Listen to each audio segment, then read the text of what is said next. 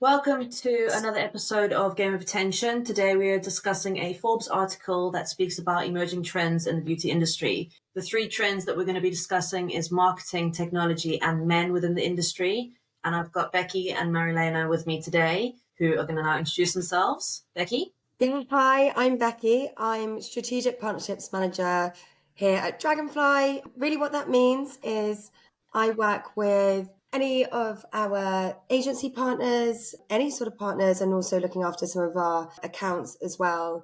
I have always had an interest, obviously, in the sort of beauty industry as well as marketing. I've done my degree in marketing and always worked in sales and marketing roles. So, super excited to be joined with Marilena today to discuss this article. And hi, I'm Marilena. I'm an e-commerce consultant with a focus on growth strategies. My background is very much marketing and retail with a focus on business development and commercial. So thank you very much for inviting me. Jump right in. I think, Marilena, I'll pass the first question to you. So given the rising importance of short videos in beauty marketing, particularly on TikTok, what challenges do you foresee for brands in maintaining a balance between creating entertaining content and effectively communicating their brand identity? Sure. So I think TikTok importance and TikTok impact on the beauty industry cannot be overstated. Media and advertising budgets are being diverted to TikTok, often at the expense of other platforms. In 2022, TikTok ad revenues reached almost 10 billion, more than double versus previous year. TikTok set new benchmarks for customer engagement. By number of users, TikTok is number 6, but it takes top spots engagement rate. The platform is number one social media for product discovery. Shoppers often say that they purchased something that they saw on TikTok, even if they weren't actively shopping. TikTok made me buy it type of thing. And it's the main channel to connect with Gen Z and Gen Y, the trendsetters and the taste makers. So beauty brands had to embrace TikTok and to adapt to its algorithm and to its content requirements, which are highly differentiated. I bet if you watch an Instagram video and the TikTok video, you can say which one is which. So I think TikTok reinvented storytelling. Yeah, amazing. I completely agree. TikTok was the most downloaded app worldwide in 2022. Like, you can't ignore that. You can't ignore that statistic. And I think, yes, Gen Z is the predominant audience that we're all thinking are on TikTok. But actually, I did read that in America, the ages of 35 to 54, downloads tripled in 2022 from that demographic. So when we actually think about the beauty industry or any brand in general, I think we've got to think, has TikTok got my audience there? And also, can I provide content that my audience wants?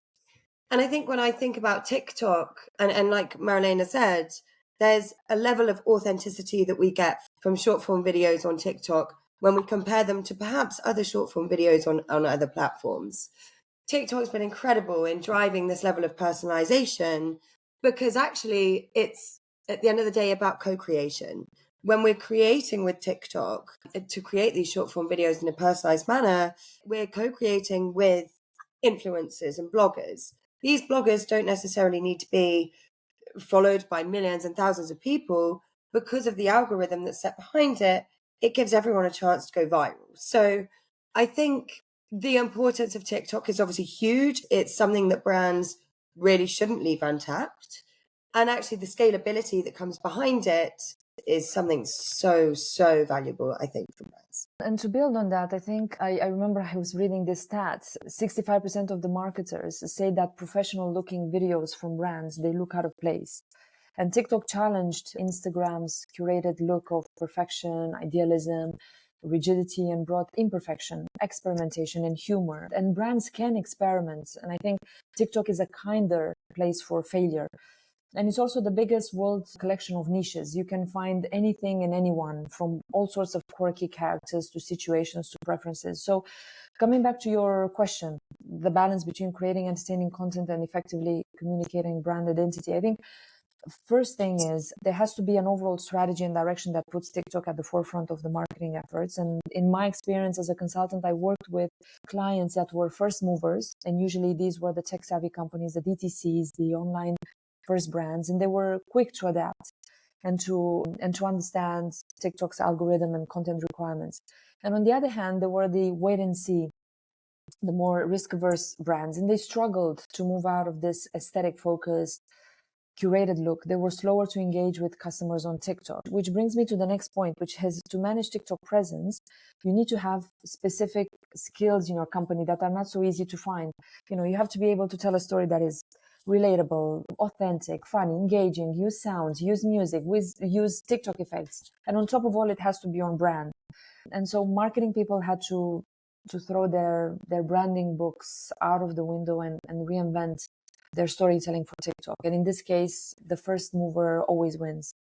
I think that's really interesting as well, because like I was talking about with co-creation and a lot of the content that we're creating or brands are creating alongside influencers for that personal level, it's hard when we think about maintaining that brand when actually the control is nothing like it is when we're creating the content, we're sending out the content.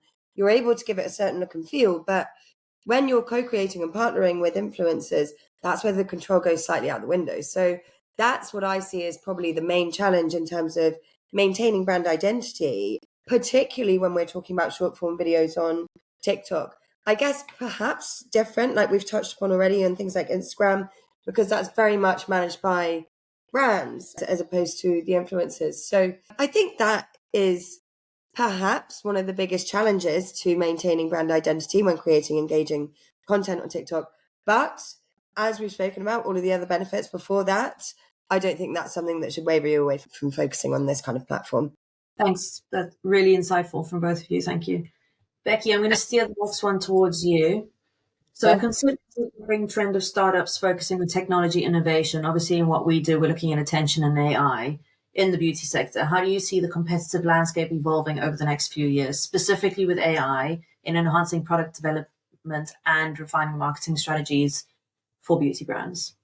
Yeah, I find this question so interesting because I think it's right on the pulse of like what everyone's thinking at the moment. Like AI, like what's it going to do? And obviously being at Dragonfly, I see this firsthand. And honestly, I think the opportunities that are in front of marketers now as a result of technology are insane. And what I mean by that is there are a huge percentage of revenue for beauty brands in particular goes into marketing, up to like 40% sometimes. And marketing really can be the result of success or failure for these brands when they're entering the market or even when they're releasing a new product. Where I think technology is helping, and I can say this from seeing what we're doing from Dragonfly within this space, it's providing insight into consumers and ensuring that whatever we're providing in terms of marketing and our strategies are backed up by data. I think data is the most important thing here. If I think about Dragonfly, what we're able to do is show attention, where attention's going on your marketing universally, so not just through one particular market segment. If you think about that, then, and you know that before you go live with any content, and you know that actually certain elements are going to be seen, if you are a very well-known beauty brand, say Chanel, and you're releasing a new product, it must be amazing to make sure that actually people are seeing this new product and your logo. It's like, oh, amazing, that's Chanel. And wow, they've got a new product out. But I think it really sort of in a long-winded way, what I'm trying to say is it's giving you that insight into your consumers to allow you to fail fast, but actually to give you that insight to actually hopefully avoid even failing in the first place, because you're providing what your customers need and what your customers want.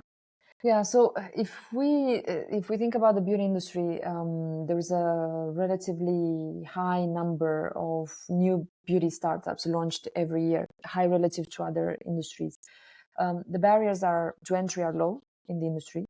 We see new brands launched either by influencers, by celebrities, by doctors. There's always something new in the window, right, or online. So this leads to high competition, which leads to better customer offering, but also to thinner margins.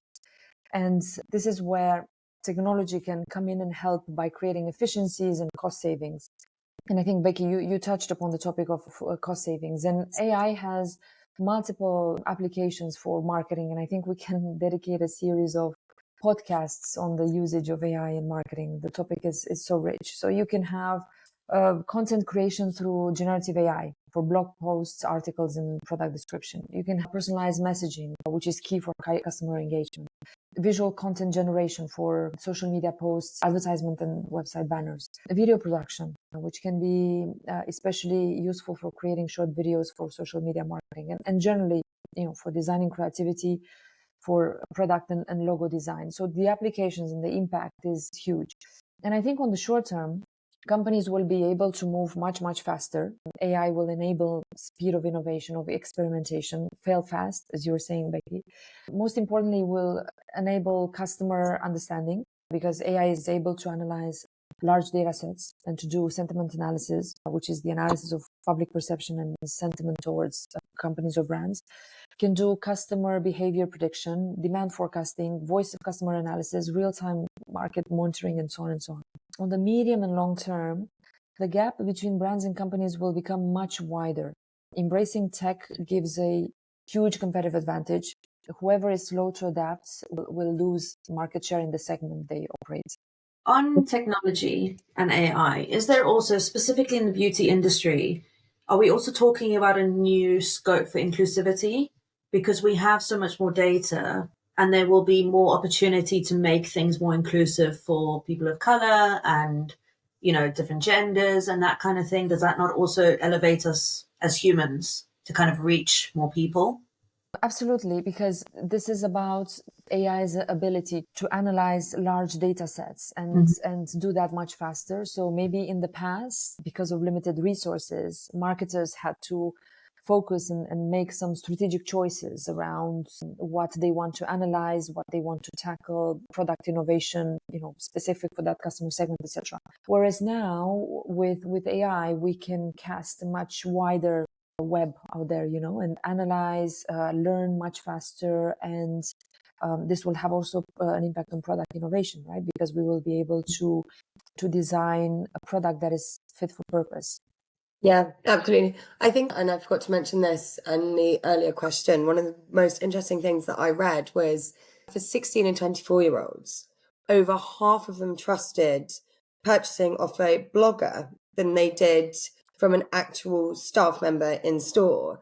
And I think, yes, that relates back to what we were chatting about earlier with the importance of TikTok, but it also brings back these new forms of technology into our purchasing journeys. So I obviously spoke a lot about tools like AI and Dragonfly, but if we think about like skin color matching, lipstick color matching, I know that a lot of these beauty brands are now using them, but they're just going to become more and more important within the purchasing journey when we're getting statistics like that. For such a younger generation, 16 to 24-year-olds, their purchasing behaviors will probably develop and move sort of away from in-store and more to online if it's facilitated by these technology innovations. So I think that really shows the importance of these and really how it's going to help with, like I say, that purchasing journey. This brings me quite nicely, speaking of inclusivity, into men. So as men's personal care market continues to grow, how might the preferences and demands of male consumers influence product innovation and the overall direction of the industry? Becky, would you like to take that first? Yeah, I think one thing that I'd probably say is, so in 2022, 20% of sales for the beauty and self-care market were made by men. Obviously, there's still 80% that's sort of left over there, but 20% is still a massive slice of the pie. And I think what that indicates to us mostly is society shifting.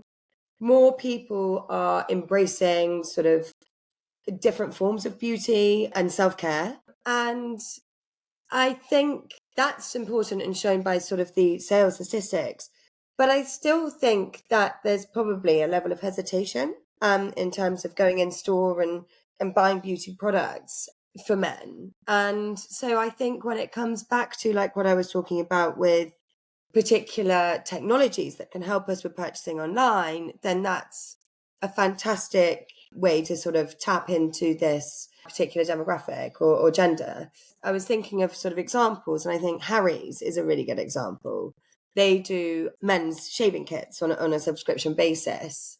And I know that their sort of main ethos was to focus on a man and what is a man. It was not necessarily focused on the product. I think a lot of people sell razors, etc. But where their success has been driven from is the content that they've been able to produce and the story behind their business, which is what is it to be a man? And actually a lot of men are looking for self-care. I think this is super interesting and such an interesting product. If we think about some of the biggest brands out there, I keep on mentioning Chanel today, but Chanel have their own men's category, which is fantastic.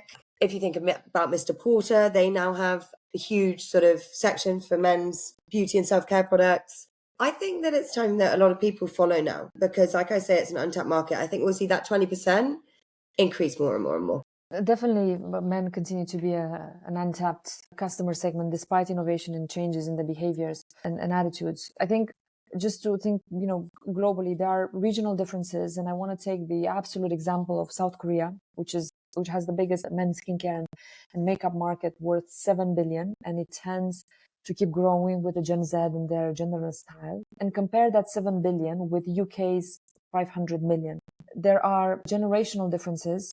Gen Z are the biggest customer segment for male beauty, and COVID accelerated this because the idea of beauty and personal care has become intertwined with emotional wellness and self-care. So, and especially since Gen Z leaned on beauty to provide a sense of comfort or opportunity for indulgence during the pandemic. And there are channel differences. In offline retailers, male grooming products are often underrepresented versus online. And we also see differences in terms of adoption at product level. Fragrance and hair care. By hair care, I mean shampoo and hair color to cover the gray hair, were the first categories to be embraced by men. And skin was considered a big breakthrough. And this was in 2004. It was first mass market men's anti-aging line by L'Oreal, with Pierce Brosnan being the spokesperson. And now the next barrier is color cosmetics, makeup and nail polish. Becky, you're giving the example of Chanel. I'm thinking now about Tom Ford, who launched a while back a line for lipstick for men. So we see quite a lot of differences between countries, between generations, and between products. And I think in terms of the future outlook, there will be a lot of innovation which is centered around communication. So in the early 2000s, the male beauty category was deeply connected with the idea of masculinity. Think about L'Oreal campaign using Pierce Brosnan, the James Bond actor.